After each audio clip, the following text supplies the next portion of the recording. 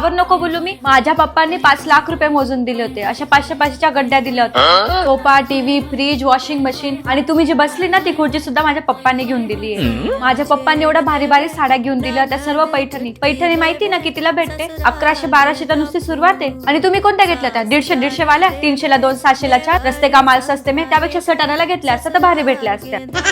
तोंड नका उडायला लावा आता. मला जे पण मुलं बघायला आले होते ना सगळ्यांनी माझ्या हातात 1000-1500 रुपये घातले होते. तुम्ही लोक बघायला आले तर 100 रुपये दिले होते आणि बाकीच्यांनी 50-50. आणि ती धुळ्याची म्हातारी तिने 20 रुपये दिले होते आणि म्हणते कशी 20 रुपयाने खाऊ घे गे बाई.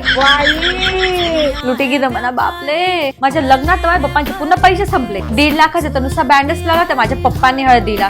आणि तुम्ही लोकांनी कोणता बँड लावला तर 10 वेळा तर नुसता बंद पडायचा. टिमकीवर नाचले होते माझे नातेवाईक सगळे. इतकी लाज वाटायची ना मला लग्नामध्ये. नुसता हसून गेलं तर सगळे नातेवाईक हसायचे आणि माझ्या हातात तर नुसतं माझ्या मम्मीला टोमणे देत होते. छकुली नाडाई गई, छकुली नाडाई गई. आणि 1 मिनिट लग्नामध्ये कोणी अफवा बसली होती नवरदेव टकलास. मला माझ्या मैत्रिणी येऊन विचारायला लागला का ग जिजूंना काही हेअरफॉलचा प्रॉब्लेम आहे का? मग मी त्यांना इंस्टाग्रामवरचे फोटो दाखवले. बघ म्हटलं जिजूंना काही हेअरफॉलचा प्रॉब्लेम नाही, त्यांचे किती छान केस आहे. मग माझ्या डोक्यामध्ये ट्यूब पेटली. हा मुलगा जेव्हा मला बघायला आला तेव्हा तर टोपी घालून आला होता आणि लग्नामध्ये घातला होता फेटा. मग नंतर मी बघते तर काय मुलाला काही हेअरफॉलचा प्रॉब्लेम नाही. हेअरफॉलचा प्रॉब्लेम काय, मुलगा तर डायरेक्ट टकला आहे. टकल्या महाकाल. इथून एक वस्तू सुद्धा माझ्या माहेरी गेली नाही, सगळं तिकडून वाहून आणलंय मी. 1 वर्ष झाला नाही तरी तुम्ही सगळे रंग दाखवायला लागले. मला खरंच पस्तावा आहे, तर मी खरंच फसली. आणि माझ्या सगळ्या चांगल्या साड्या ना तुमच्या मुलीला देऊन दिल्या आणि तिच्या सगळ्या सटक्या साड्या मला दिल्या. आणि तुमची मुलगी काय कान भरते ना ते सगळं मला माहिती आहे. टकल्या मला काय म्हणायचं, लग्न झालं का तुला लगेच सोबत पुण्याला घेऊन जाईल. आणि इथं सोडून गेला मला इथं जंगलामध्ये आणि स्वतः मस्त पुण्याला इंटोय तो. आता फोन करते त्याला आणि विचारते मला कधी घेऊन जातोय. असं मस्त स्वतः तिकडे मजा मारतोय. मला गेला इथं लटकव. हॅलो, मला नाही माहिती, मला पण सोबत घेऊन चला पुण्याला, नाही तर आमचे पैसे वापस करा.